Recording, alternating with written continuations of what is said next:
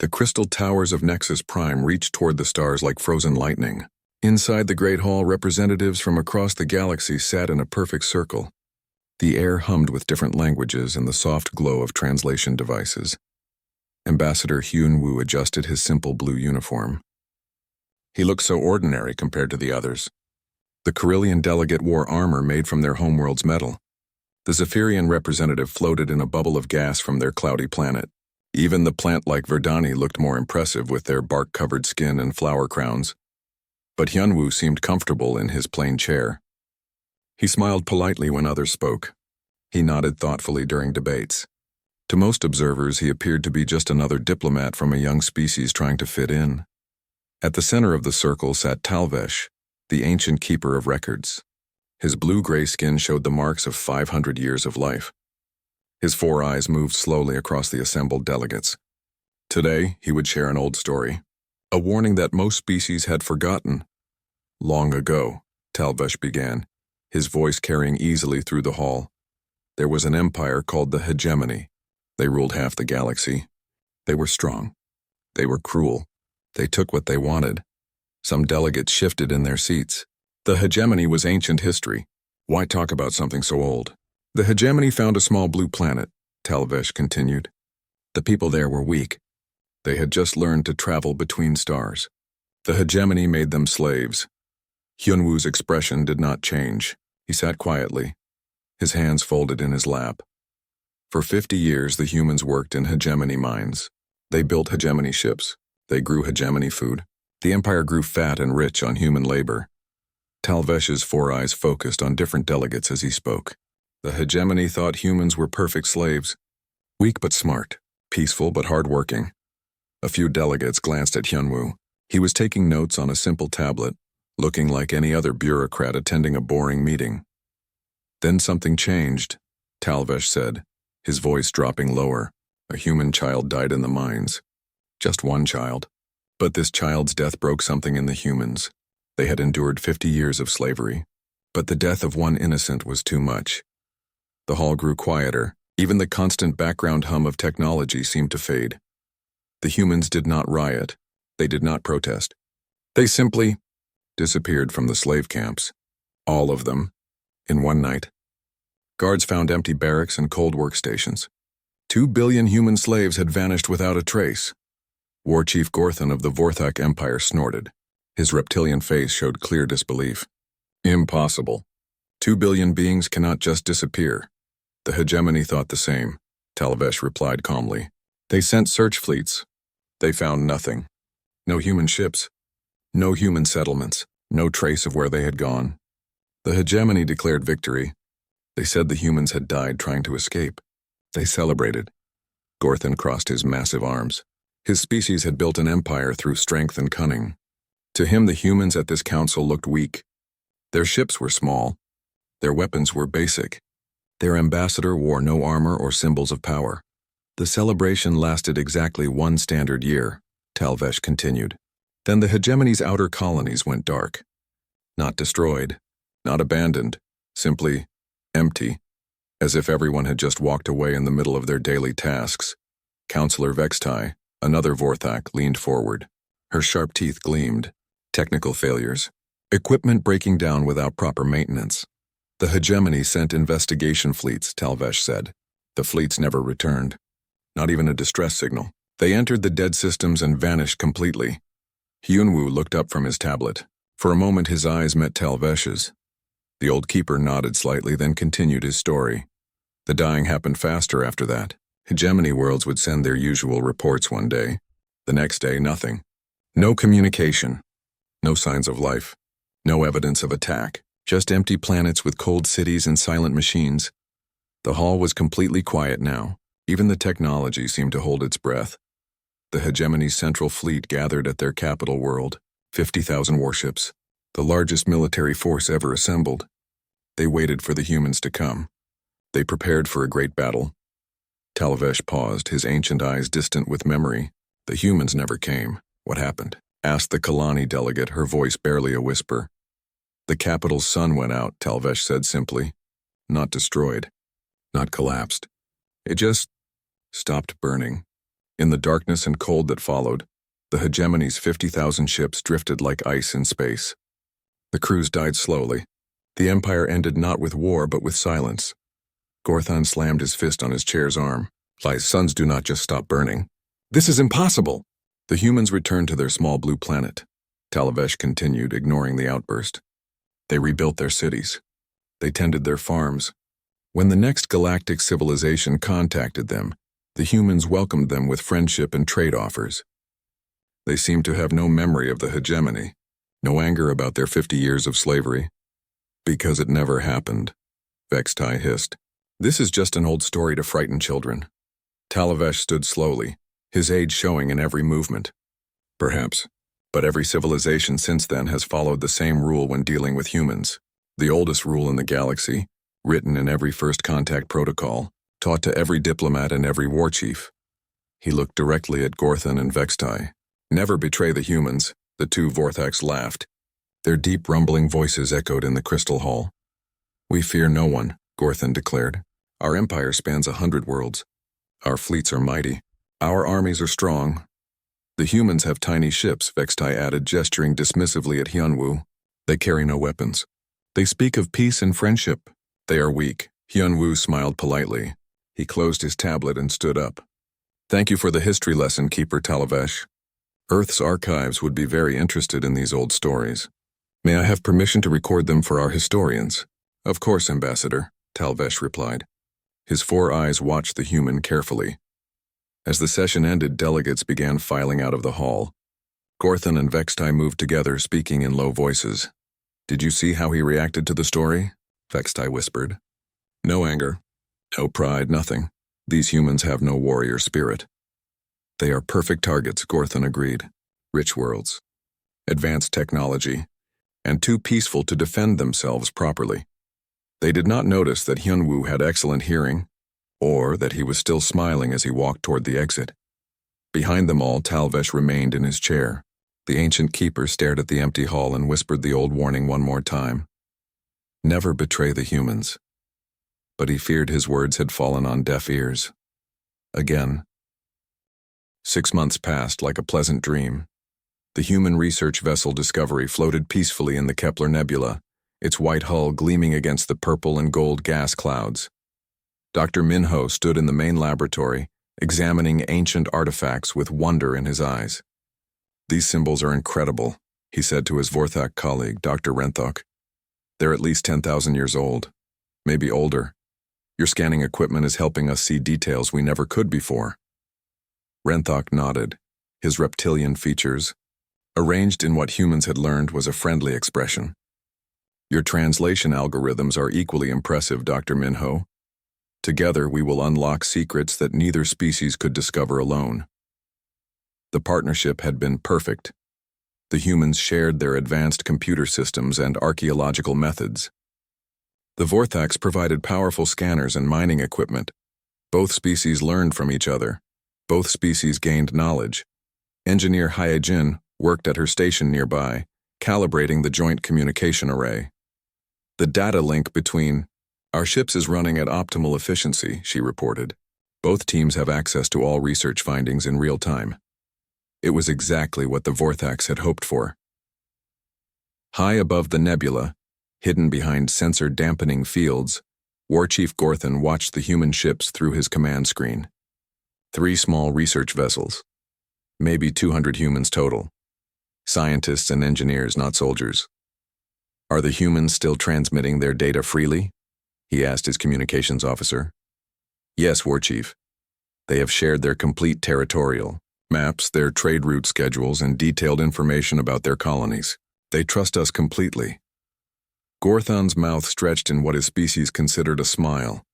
For 6 months, the Vorthak Empire had played the role of friendly partners. They had attended human cultural events. They had shared meals and stories. They had built trust carefully and patiently, all so they could destroy it in one perfect moment.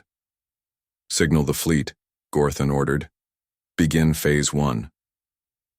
On the Discovery, Dr. Minho was showing Renthok images from Earth. Pictures of blue oceans and green forests, cities full of art and music, children playing in parks. "This is Seoul, where I grew up. Minho said proudly. The population is 8 million, but you can see how much green space we preserve. Humans learned long ago that nature and civilization must exist together. Beautiful, Vorthak replied. His voice carried genuine sadness. He had grown to like these humans over the past months. They were kind and generous. They laughed easily and shared everything they had. It was a shame they had to die. Engineer Hyejin's console began flashing red warnings. Dr. Minho, I'm detecting multiple ships approaching, large ones. They're not broadcasting identification codes. Minho frowned. Vorthak, are you expecting more of your people? The Vorthak scientist could not meet his eyes. I am sorry, my friend. Space around the human ship suddenly filled with Vorthak warships. Massive vessels with dark hulls and weapon ports that glowed like angry eyes. The 3 small human research ships looked like minnows, surrounded by sharks. Commander Zekvar's voice boomed across all communication channels. Human vessels, you are now prisoners of the Vorthak Empire. Your ships, your technology, and your lives belong to us. Surrender immediately, or be destroyed. Hyejin's fingers flew over her controls. I'm sending a distress signal, she said quietly. Belay that, Zekvar snapped. Any attempt to communicate will result in immediate destruction. But Hyejin had already transmitted a brief message on an emergency frequency. Mayday, Vorthak betrayal, they have us. The message raced through, space at light speed, carrying news of treachery across the galaxy. On the research ships, human scientists and engineers stood frozen in shock.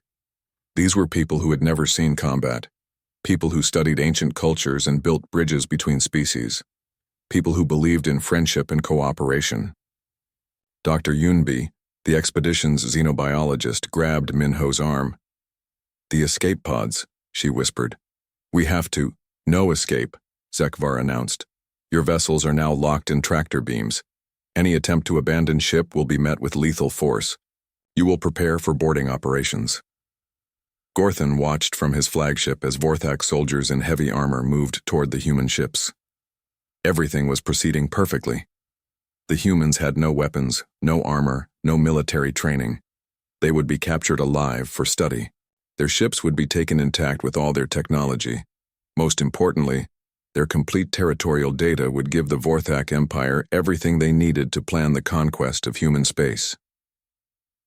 War Chief, his tactical officer reported, we're detecting one human patrol vessel approaching the nebula. The Harmony, commanded by Captain Dongsu. Should we intercept? Let it come, Gorthon decided. One small patrol ship cannot threaten us. We will capture it as well. The boarding of the human ships began. Vorthak soldiers moved through corridors, where humans and Vorthaks had worked together just hours before. They found no resistance. The humans had no weapons to fight with and no training to fight back. Dr. Minho was forced to his knees in his own laboratory. Around him, Vorthak soldiers gathered all the research data and artifacts. Months of joint work were being stolen in minutes. Why? Minho asked Vorthak, who stood nearby with shame clear in his posture. We were friends. We shared everything with you. The Empire needs resources, Vorthak replied quietly. Your people have rich worlds, advanced technology. You are too few to defend them properly. We trusted you, Engineer Hyejin said from where she knelt beside her damaged communications console. That was your mistake, Commander Zekvar replied. He turned to his soldiers. Secure all prisoners, strip the ships of useful technology, then destroy the hulls.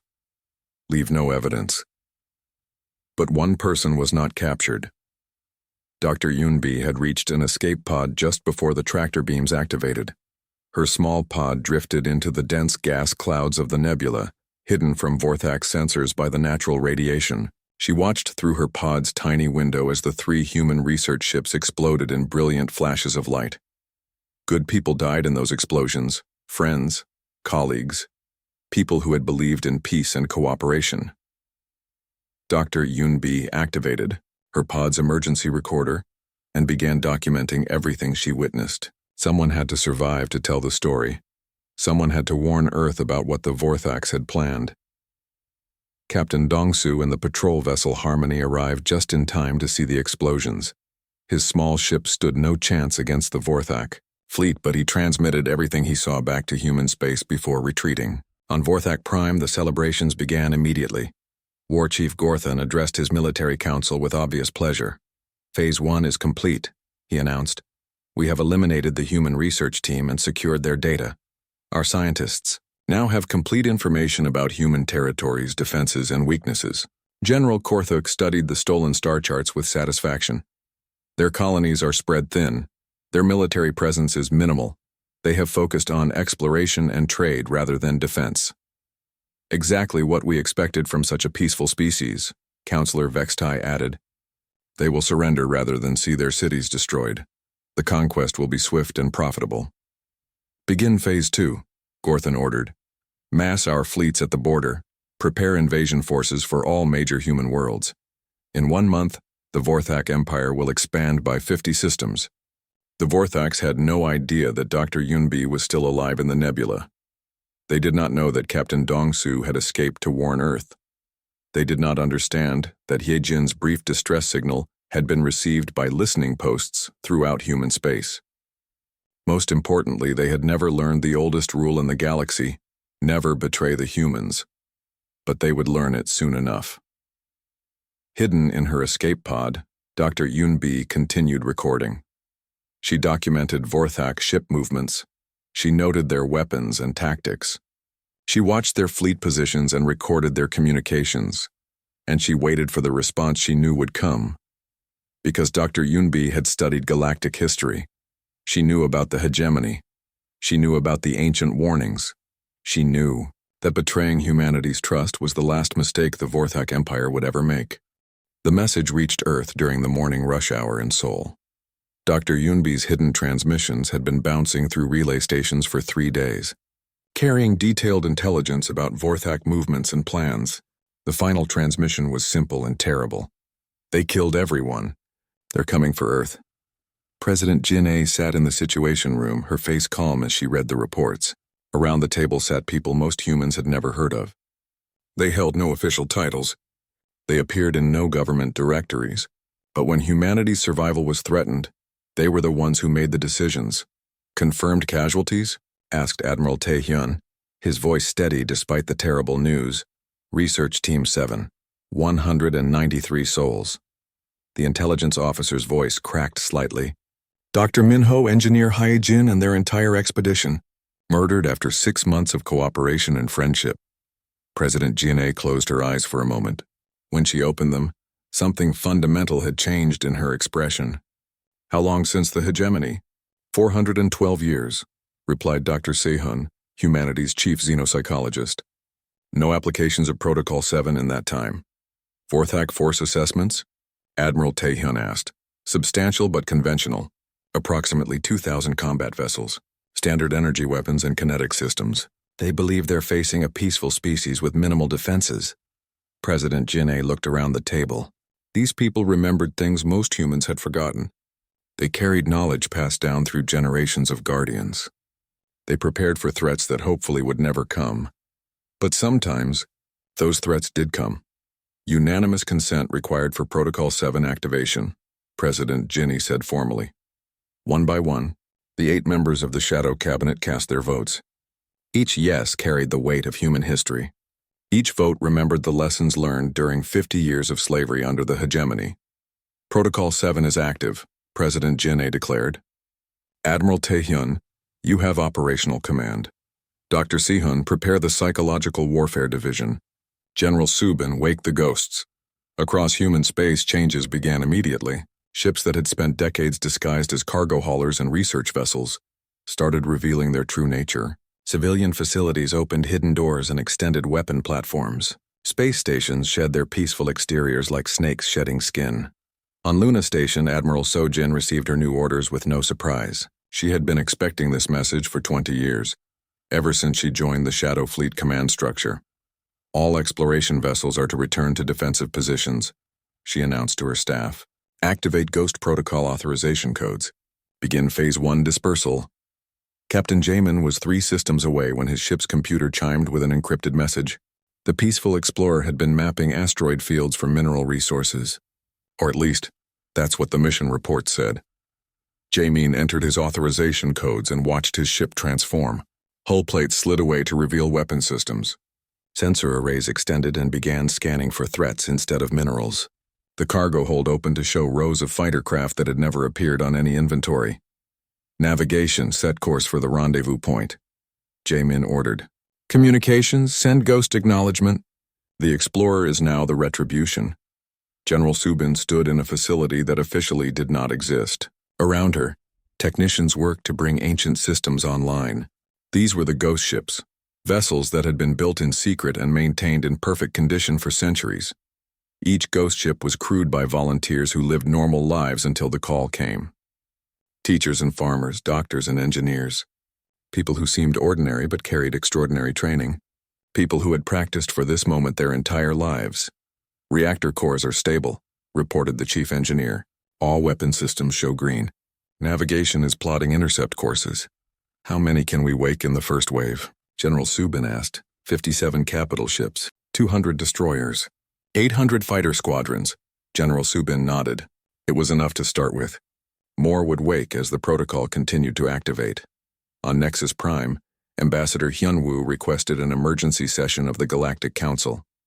He walked into the crystal hall with the same polite smile he had worn for years, but the other delegates could sense that something had changed. The Vorthak Empire has committed an act of betrayal, Hyunwoo announced calmly. They murdered a human research expedition after 6 months of cooperation. They have stolen human technology and are planning an invasion of our territory. War Chief Gorthan's representative, a lesser official named Tekvor, laughed dismissively. Lies and propaganda. The Vorthaks are a peaceful empire. We have recordings, Hyunwoo interrupted. His voice remained polite, but something in his tone made the entire hall fall silent. Complete documentation of the betrayal, murder, and theft. Dr. Yunbi survived and witnessed everything. Tekvor's scaled face showed confusion. One survivor? Impossible. Our intelligence reports indicate. He stopped talking when he realized what he had just said. Thank you for confirming your empire's involvement, Hyunwoo said pleasantly. This makes our response much simpler. Ancient Talvesh leaned forward in his chair. What response do the humans plan? Hyunwoo turned to face the old keeper directly. Protocol 7 has been activated. The Vorthak Empire has 72 hours to surrender those responsible, return all stolen technology, and submit to galactic justice. And if they refuse? Asked the Kalani delegate. Then they will learn why the oldest rule exists. Around the hall, delegates began to murmur nervously. Most species had heard the old stories. Most had dismissed them as legends. But looking at Ambassador Hyunwoo now, they began to wonder if the legends might be true. This is ridiculous, Tekvor snarled. The humans have tiny ships and no military strength. They cannot threaten the mighty Vorthak Empire. Perhaps, Hyunwoo replied. We shall see. As the session ended, delegates rushed to contact their homeworlds. Within hours, ships began leaving systems near Vorthak space. Trade routes were rerouted. Military observers moved to safe distances. The galaxy held its breath and waited. On Vorthak Prime, War Chief Gorthan received humanity's ultimatum with amusement. Surrender? They want us to surrender? A species that builds research ships instead of warships? The humans claim they have evidence of our actions, General Vorthak reported. They say one of their scientists survived. Impossible. Our sensors detected no escape pods. All humans on those ships died. Perhaps we should consider their demands, suggested Counselor Vextai uncertainly. The old stories are myths, Gorthan roared. Fairy tales to frighten children. The humans are weak. Their response will be diplomatic protests and economic sanctions. Nothing more. To prove his point, Gorthan ordered the public execution of the captured human prisoners. The broadcasts were sent throughout the sector, showing Vorthak soldiers killing defenseless scientists in the name of the Empire. It was exactly the response humanity had expected. Captain Young-ho received his orders while the executions were still being broadcast. His ship, the Reckoning, had been disguised as a deep space communications relay for 30 years. Now it shed that disguise and revealed itself as something far more dangerous. Navigation, plot a course for Vorthak space, Young-ho ordered. Communications, prepare the final warning for broadcast on all frequencies. Sir, we're one ship against their entire fleet, his tactical officer pointed out. Yes, Young-Ho replied with a cold smile. That hardly seems fair to them. The Reckoning entered Vorthak space exactly 72 hours after the ultimatum was delivered. It broadcast a simple message on all frequencies. Return our people. Return our technology. Surrender those responsible. This is your final warning. Gorthon's response was to order his entire fleet to destroy the single human vessel. It was the last order he would ever give. But first, the Vorthaks would learn what it meant to face humanity's true nature. They would discover why the galaxy's oldest rule existed. They would understand the difference between a species that chose peace and a species that was weak. They would learn why you should never betray the humans. The lesson was about to begin. The Reckoning hung alone in Vorthak space like a silver needle against the stars. Captain Young-Ho stood on his bridge, watching enemy ships converge from all directions. 200 Vorthak warships surrounded his single vessel, their weapon systems charging for the kill. Sir, they're demanding our surrender, reported Communications Officer Park Ji. Reply with our final offer, Young-Ho said calmly. 72 hours have passed. Return our people. Return our technology. Surrender those responsible. War Chief Gorthon's voice crackled across the communication channels, full of rage and disbelief. You dare enter our space with one pathetic ship? You will die screaming, human. Young-Ho smiled sadly. Then you have chosen your fate. What happened next would be remembered across the galaxy for 1,000 years. The Reckoning did not fire a single shot. Instead, space around the Vorthak fleet began to shimmer and bend. Hidden ships appeared as if materializing from nothing. Not dozens, not hundreds, thousands. The Ghost Fleet had awakened. Lieutenant Wu Jin commanded the stealth division from the shadow ship Whisper. His vessel had been floating invisibly in Vorthak space for 2 days, mapping their positions and preparing the battlefield. Phase 1 targets are locked, he reported to his crew. Initiating infrastructure collapse. Across the Vorthak Empire, communication towers went silent. Power stations exploded in precise sequence. Supply depots vanished in brilliant flashes. Hyperspace beacons stopped transmitting, leaving Vorthak ships lost and confused. It was not random destruction. It was surgery performed with perfect precision. Commander In-Suk watched from her cyber warfare ship as digital viruses spread through Vorthak computer networks. Systems that had worked flawlessly for centuries suddenly turned against their operators. Vorthak defense platforms began targeting their own ships. Automated factories shut down production lines. Even simple door locks stopped recognizing authorized users. Their entire digital infrastructure is compromised, In-Suk reported. They can't communicate with their own forces. They can't coordinate defenses. They're fighting blind. On Vorthak Prime, General Vorthak stared at his command screens in growing horror. Red warning lights flashed from every system. Communications were down. Sensors were failing. His mighty empire was falling apart in real time. How are they doing this? He demanded. The humans have no military. They're explorers and scientists. His aide's voice shook with fear. Sir, our outer colonies are going dark. No contact with the border fleets. It's like they're just disappearing. Vorthak thought of the old stories Talavesh had told. Stories of the Hegemony's colonies going silent one by one. No, he whispered. It's just technical failures. Equipment breaking down. But deep inside he knew better. Admiral Byung-Ho led the main assault fleet from the flagship Inevitable. His ships emerged from hyperspace with perfect coordination, appearing at strategic points throughout Vorthak territory. These were not the small exploration vessels other species had seen. These were kilometer-long dreadnoughts carrying weapons that could crack planets.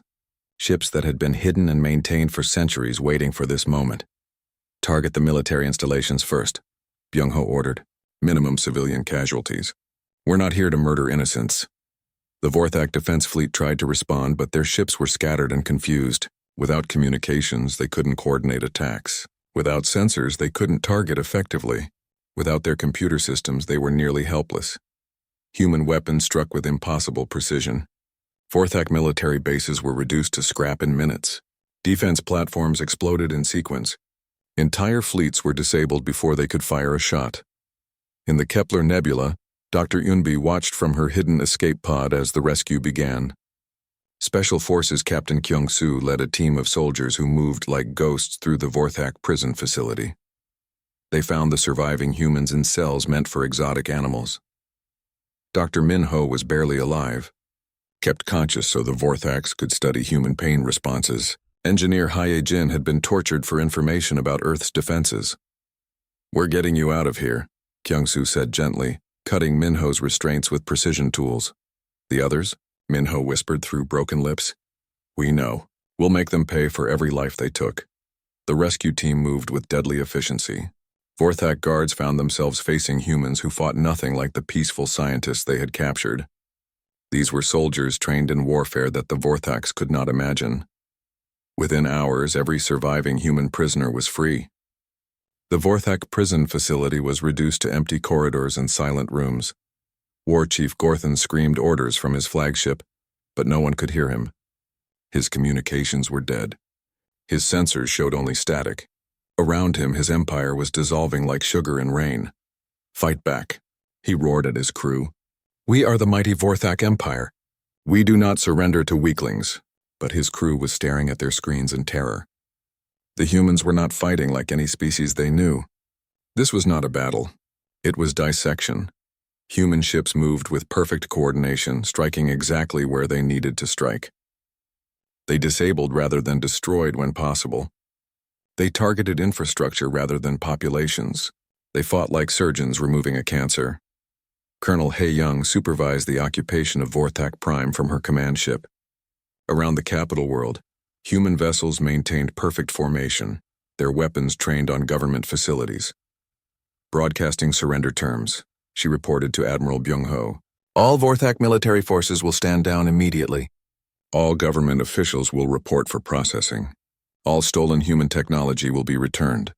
On the planet below, Vorthak citizens watched in stunned silence as their mighty empire collapsed in a single day. The humans had not bombarded their cities or slaughtered their people. They had simply taken control. It was more terrifying than any massacre would have been. General Vorthak found himself facing human soldiers in his own command center. They had appeared without warning, moving through Vorthak defenses like they did not exist. "How?" he gasped. "How did you find us? How did you get past our security?" The human squad leader, a young woman with sergeant's stripes, looked at him with pity. "Sir, with respect, your security was designed to stop conventional attacks. We are not conventional." Around the galaxy, other species watched in shocked silence as the Vorthak Empire ceased to exist. Not destroyed, but simply switched off. Their communications ended. Their ships stopped moving. Their colonies fell silent, just like the old stories said had happened to the Hegemony. On Nexus Prime, Ambassador Hyunwoo addressed an emergency session of the Galactic Council. His voice remained polite and calm, but every delegate could sense the power behind his words. "The Vorthak Empire committed an act of betrayal against humanity," he said simply. "They have faced the consequences of their choice. This is why the oldest rule exists." Ancient Talavesh nodded slowly. "How long did it take?" 18 hours from first contact to complete capitulation," Hyunwoo replied. "The Vorthak military has surrendered. Their government is in custody. Their people are unharmed but under temporary administration." "What will happen to them?" asked the Kalani delegate. "They will be relocated to agricultural worlds where they can rebuild their society," Hyunwoo explained. "Their children will be educated about cooperation and peace. In a generation or two, they may be ready to rejoin galactic civilization." "And if other species consider similar betrayals?" asked another delegate. Hyunwoo's smile was gentle, but his eyes were cold as space. "Then they will learn the same lesson. Humanity prefers peace, but we are very good at war." The delegates sat in stunned silence, finally understanding what the old stories had tried to tell them. The humans were not weak. They were not helpless. They were the galaxy's sleeping guardians. And they had just reminded everyone why the oldest rule existed. Never betray the humans. Because when you do, you discover that their kindness was a choice, not a weakness, and choices can be changed. 3 weeks after the betrayal, the Vorthak Empire no longer existed on any star chart. Where once there had been a proud civilization of warriors and conquerors, now there were only quiet agricultural worlds under human supervision. Colonel He Young walked through the former capital of Vorthak Prime, now renamed New Hope. The massive military statues had been removed. The weapon foundries had been converted to schools and hospitals. Children played in gardens that once held parade grounds for soldiers. Progress report, she requested from her aide. Relocation is proceeding smoothly, Lieutenant Sung Min replied.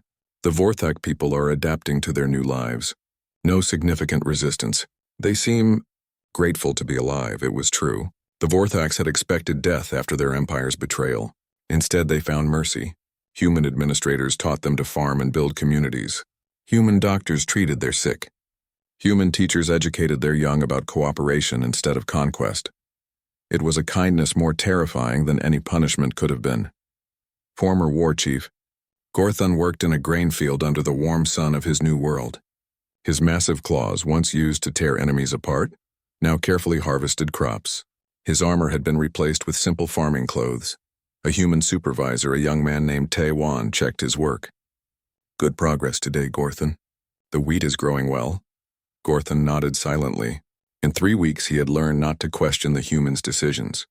He had seen what happened to those who tried to resist or escape. They were not killed or tortured. They were simply ignored, left completely alone until they begged to rejoin the community. Isolation was a punishment the warrior Vorthaks could not endure. Why do you not kill us? Gorthon asked quietly. We betrayed you. We murdered your people. We deserve death.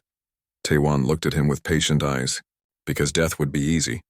Learning to be better is harder. Your children will grow up knowing peace instead of war. That's worth more than revenge. On Earth, President Jin-A met with the Shadow Cabinet for the final deactivation ceremony. Around the table sat the same people who had authorized Protocol 7. Now they would return to their hidden roles as guardians of humanity's secrets. Final casualty reports? She asked. Admiral Tae-hyun consulted his tablet. 17 humans lost in the Vorthak betrayal. No human military casualties during the response operation. Vorthak military casualties were minimal, mostly those who refused to surrender. Civilian populations? Unharmed. All Vorthak civilians were evacuated to safety before military operations began. Current relocation programs are proceeding on schedule. President Jin-A nodded. Protocol 7 had been designed not for revenge but for surgical removal of threats. The Vorthak military machine was gone, but their people would have a chance to build something better. Admiral Ji-Wan, begin Ghost Fleet deactivation, she ordered. Across human space, the mighty warships began returning to their hidden places. The reckoning became a communications relay again. The inevitable disappeared into a camouflaged asteroid base. Captain Young-ho returned to his cover identity as a mining survey coordinator. Within days, it would seem like the Ghost Fleet had never existed. General Subin watched the last of her volunteers return to their normal lives. Teachers went back to their classrooms. Doctors returned to their hospitals. Farmers tended their fields. The greatest military force in galactic history faded back into ordinary civilian life. Until next time, she whispered to herself, because there would be a next time. There always was. Some species would forget the lesson.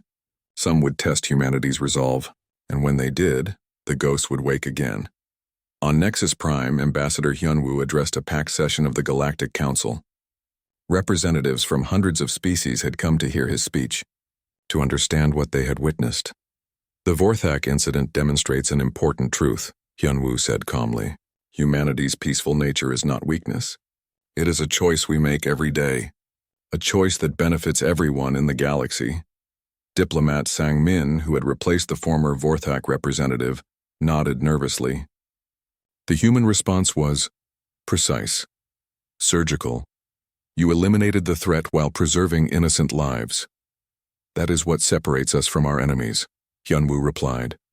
We remember what it is like to suffer. We choose to be better than those who wronged us. Ancient Talvesh leaned forward in his chair. Will you tell them about the others? The species who tested humanity before the Vorthaks? Hyunwoo considered the question. Some stories are better left untold, Keeper. Let this be enough. Humanity has faced betrayal before. Each time we respond with justice, not revenge. Each time we offer the chance for redemption. A new delegate representing the Kalani Coalition raised her hand. Ambassador, my people seek trade agreements with humanity. How can we prove our trustworthiness? Simply keep your word, Hyunwoo replied with a warm smile. Honor your commitments. Treat us as friends, not targets for exploitation. It is not complicated. And if others betray that friendship? Hyunwoo's expression remained pleasant, but something cold flickered in his eyes. Then they will join the Vorthaks in learning better ways to live. Dr. Sehun published his analysis of the Vorthak incident in the Galactic Journal of Xenopsychology. The paper became required reading for every diplomat and military officer in known space. The Vorthak Empire exhibited classic predatory behavior patterns, he wrote. They mistook humanity's peaceful nature for weakness. They failed to understand that a species capable of extreme violence might choose restraint for ethical reasons, rather than inability. The paper concluded with a warning. Species who assume human kindness indicates human weakness make a fatal error in judgment. Humanity's capacity for both mercy and devastating warfare should be carefully considered by any who contemplate hostile actions. In the Kepler Nebula, Dr. Yunbi finally emerged from her hidden escape pod. She had spent weeks documenting everything she witnessed, creating a complete record of Vorthak betrayal and human response. Her rescue ship was commanded by Captain Kyung-soo, the same officer who had led the prisoner rescue mission. How do you feel about returning to research work? He asked as they traveled toward Earth. Yunbi looked out at the stars where her friends had died. I'll always remember what happened here, but I won't let it stop me from believing in cooperation between species. Most aliens are good people. The Vorthaks were the exception, not the rule. That's why humanity will survive, Kyung-soo replied. We can be terrible when we need to be, but we choose to be hopeful instead. On the agricultural world where former General Vorthak now tended vegetable gardens, a group of young Vorthaks approached him with questions. Teacher Vorthak, one asked, why did our empire attack the humans? The history books say they were our friends. Vorthak set down his gardening tools and looked at the children. They had been born into this new world of peace and cooperation. They knew nothing of conquest and exploitation. Because we forgot wisdom, he said slowly. We thought strength meant taking what we wanted. The humans taught us that real strength means protecting what matters. Will we ever be warriors again? Another child asked. You will be guardians, Vorthak replied. Guardians of peace. Guardians of cooperation. Guardians of the friendship between species. That is a more honorable battle than any we fought before. The children nodded solemnly and returned to their lessons about farming and community building. They would grow up in a better world than their parents had known. Ancient Talvesh updated the galactic records one final time. In the Hall of Warnings, where every species kept memorials to past disasters, he carved new words in crystalline stone. The Vorthak Empire ruled 100 worlds through strength and fear. They betrayed their human allies and learned the price of treachery. Their empire lasted one day against humanity's response. Let their fate remind all who come after. Never betray the humans, for they are terrible in their mercy and devastating in their justice. The warning joined thousands of others carved over millions of years. But this one was different. This one was recent enough that witnesses still lived. This one carried the weight of living memory. As delegates from across the galaxy read the new inscription, they understood that the old stories were not legends. They were history, and history could repeat itself for any who chose to ignore its lessons. The galaxy was safer because humanity chose peace, but it remained safe because everyone remembered that humanity's choice could change. The oldest rule remained in effect. Never betray the humans, because those who did discovered that humanity's greatest strength was not their weapons or their strategy. It was their ability to remain human even when dealing with monsters. The Vorthaks had learned this lesson. They would spend generations making sure their children never forgot it. And across the galaxy, other species took note and renewed their commitments to friendship and cooperation. The humans returned to their exploration and research, their trade and diplomacy. They seemed as peaceful and gentle as ever. But now everyone knew the truth. Humanity's kindness was a choice, not a weakness. And choices could always be changed.